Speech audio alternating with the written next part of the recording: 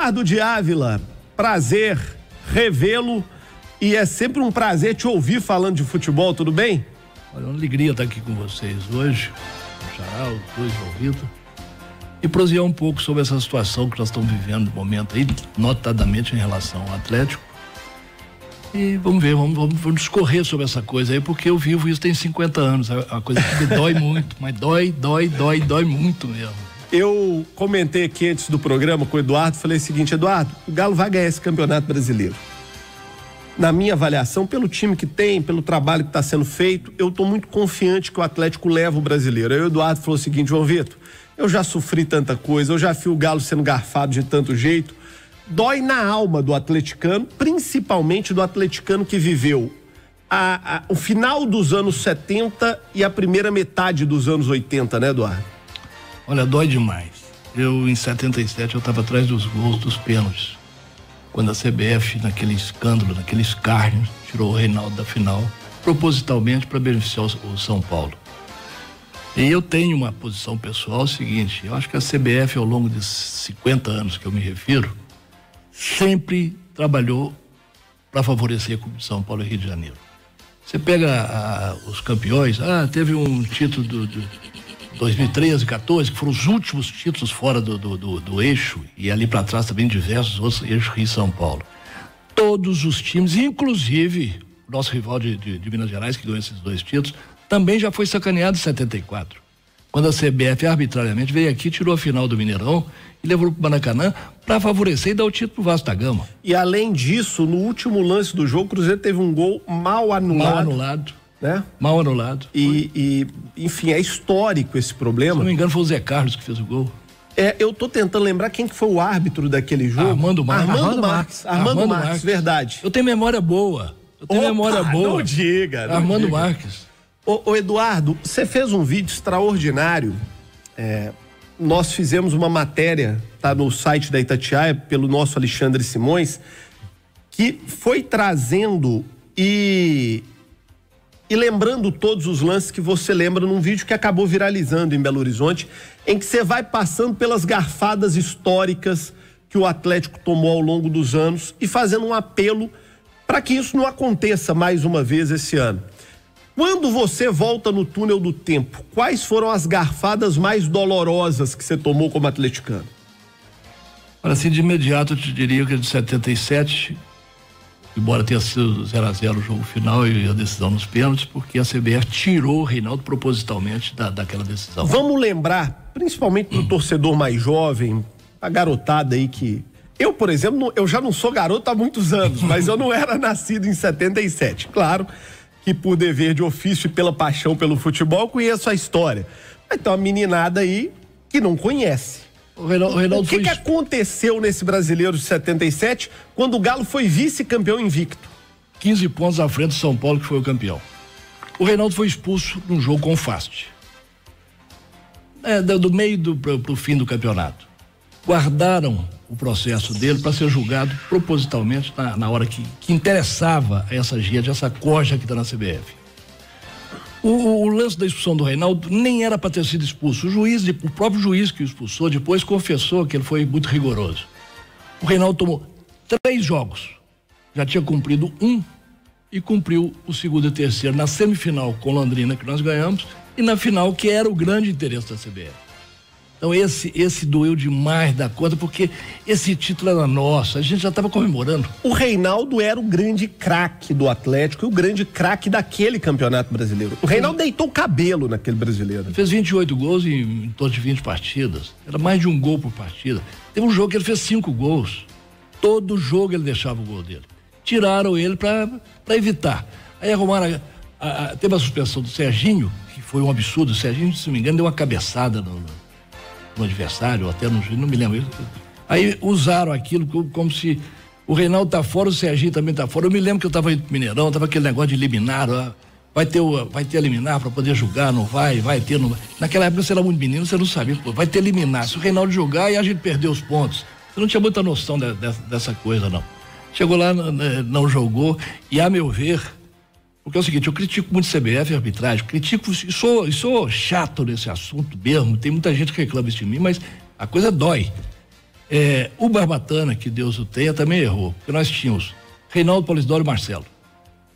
Ele poderia ter entrado com Marcelo e Paulo Isidoro, e ele entrou, se não me engano, ele entrou primeiro com o Paulo Isidoro e com Caio Camalhota. E no segundo turno ele trocou. Aí entrou Marcelo e Joãozinho Paulista, que foi até um dos que errou pênalti. Então teve um equívoco de escalação também do Barbatana, como aconteceu também mais à frente outros equívocos nossos. Mas o rigor, eu chamo de sacanagem. Eu ia te falar isso não é rigor, não, isso é safadeza mesmo. É sacanagem. Tem um amigo nosso, tem um amigo comum nosso que me ligou ontem quando soube que eu viria aqui, tá te mandando um grande abraço. Epaminondas Fulgêncio Neto. Opa, doutor Epaminondas, grande figura. Foi meu colega de aula. Meu professor na Faculdade de Direito Milton Campos. Será ainda, ele vai ser seu professor. Não, sim, mas ele é o professor de todos nós, ele é o professor da casa. É, né? O Pepe, pra nós da turma é o Pepe. É o professor da casa. Ele ontem me ligou e a gente conversando sobre a vinda aqui, ele mandou um forte abraço, gosta muito de você. E ele falou assim pra mim, Eduardo, fique à vontade pra falar o que você pensa. E lembre do Procópio. Tem uma história do Procópio com o pai do Décio, com o pai do Pepe, que é o doutor Décio, saudoso professor Décio Fulgêncio Alves da Cunha. O Procópio, da decisão de 80, nós nem chegamos nela ainda, quando o Atlético foi garfado dentro do Maracanã.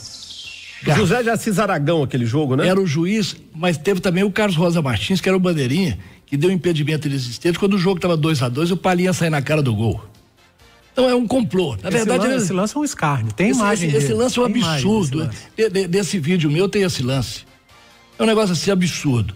O fato é que o Procópio deu uma declaração após o jogo dizendo o seguinte: ladrão. Chamou o Aragão de ladrão. E houve um processo. O Procópio era uma turma antes de mim na Milton Campos. A minha turma aí do Pepe era uma turma após a do Procópio. E o Décio Fulgêncio, nosso querido professor, foi advogado do Procópio.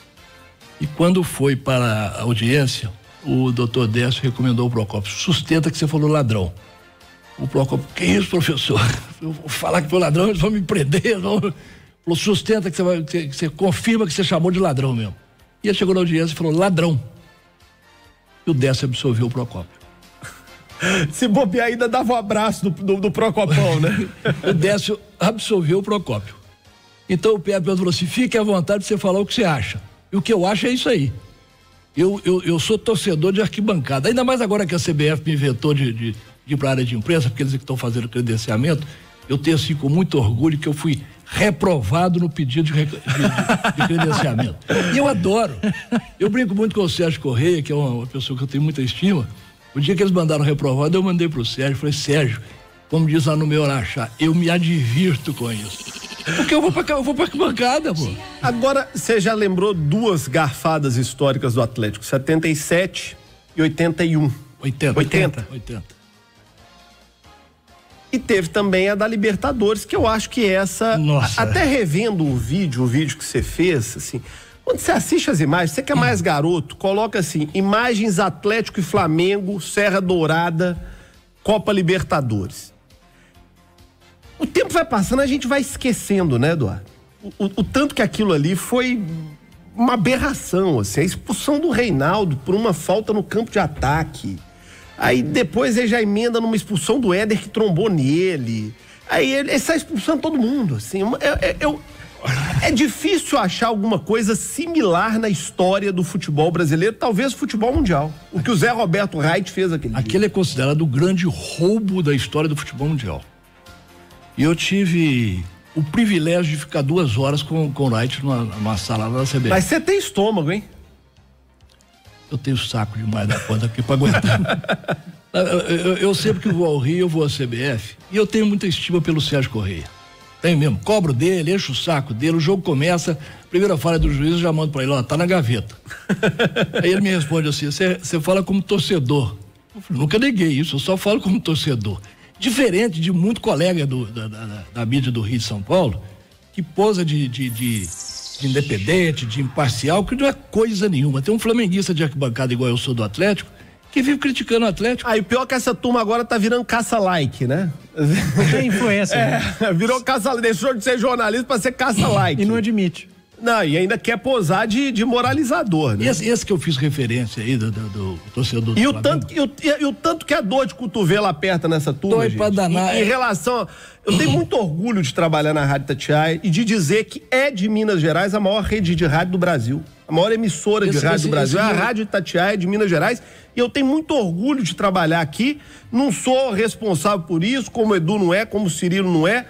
Teve gente muito mais importante do que nós que fez a Itatiaia chegar no ponto que está. E eles não engolem quando chegam, por exemplo, numa Copa do Mundo e vem lá que a maior equipe de rádio do Brasil é da Rádio Itatiaia, de Belo Horizonte, de Minas Gerais. Eles não engolem, o cotovelo coça, o coração aperta, porque eles acham que não pode ter nada do tamanho, da envergadura, da importância, do peso, da história da Rádio Itatiaia, não estando no eixo Rio-São Paulo. Mas por orgulho dos mineiros, a Itatiaia está aí firme e forte, e agora cada vez mais firme, cada vez mais forte. É verdade. E sem precisar fazer caça-likes.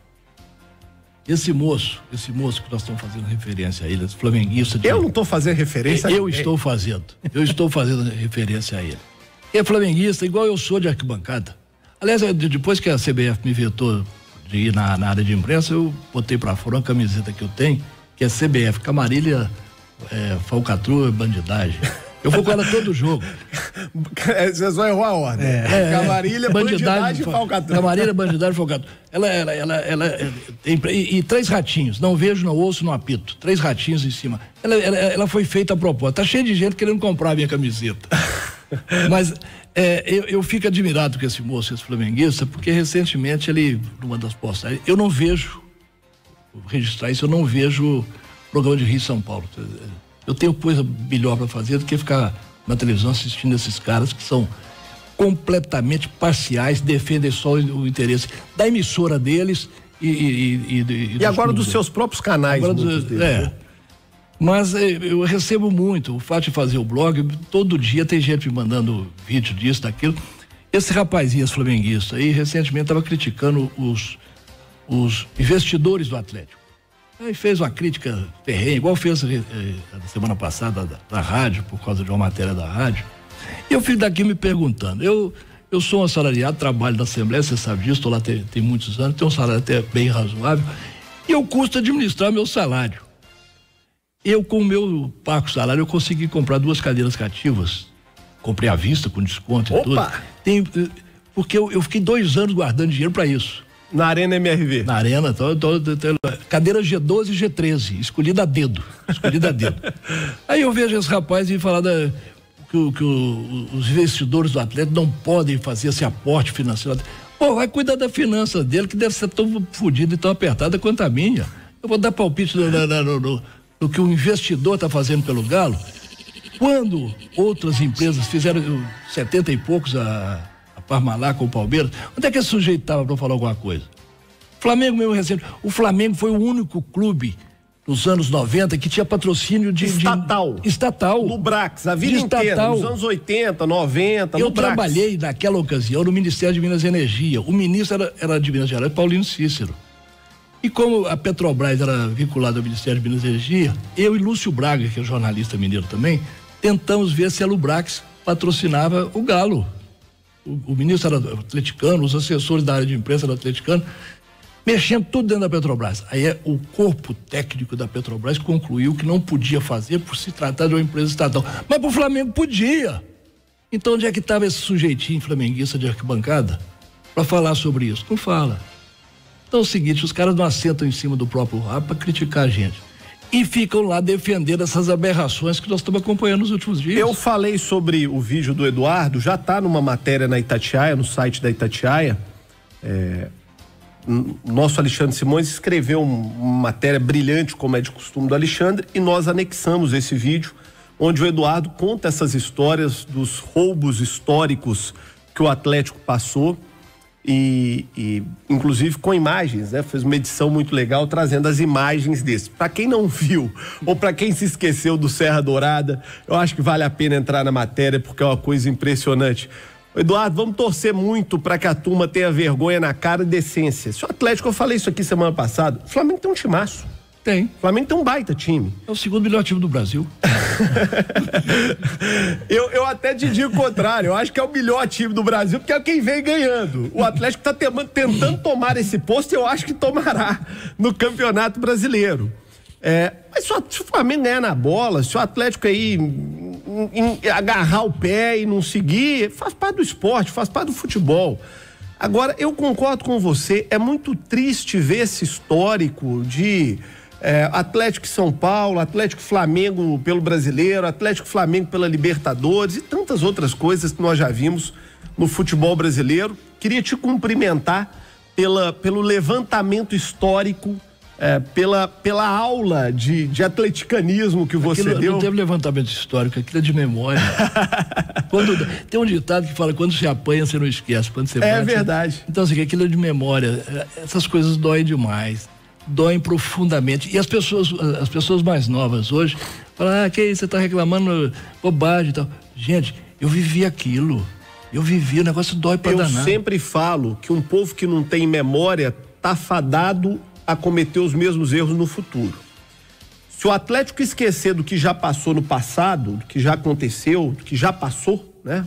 Evitando a redundância. Se o Atlético esquecer o que já passou, vão fazer de novo. E é por isso que eu acho que o Atlético tá certo de ir essa semana na CBF. Está certo o Atlético, tem que botar o pé no toco. Se perder na bola, perdeu, faz parte. Agora não apito, não. Ponto. Gente, o jogo do Santos foi quarta-feira. Eu fui ao jogo da arquibancada. Um absurdo aqueles 2 pênaltis. O jogo inteiro? O jogo inteiro. Os 2 que foram marcados pelo VAR. Os 2 do primeiro tempo, nem o VAR chamou. E o juiz estava numa pressa do primeiro lance, se não me engano, era o Keno, bateu o lateral para poder liberar logo, uma coisa assim, ele estava ansioso. Então é muito doído. Só que na quinta-feira o presidente do Atlético, eu que sei, ligou pro tal do Gaciba para registrar. E a resposta do Gaciba é o seguinte: cada um cuida da sua árvore. Gente, eu achei isso assim de um desrespeito. Até a minha crônica do dia seguinte foi assim, para não dizer que não falei das árvores. E comentei sobre isso. Pô, o presidente da comissão de arbitragem tinha que, no mínimo, receber o presidente do Atlético e avaliar. O Atlético foi garfado daquele jogo. Aquele juiz veio aqui para tirar ponto do Atlético. No intervalo do jogo eu estava tenso. Falei, gente, eles vão tirar ponto nosso. Começa o segundo tempo, sai aquele gol. Uma falha. O time do Galo falhou ali. O cara passou no meio de 3. Sai aquele gol, foi para começar a perder o campeonato. Eu sou torcedor de arquibancada, eu sou bipolar. Eu tenho altos e baixos. Quando você fala assim, o Atlético vai ganhar esse campeonato esse ano, eu tenho convicção que sim.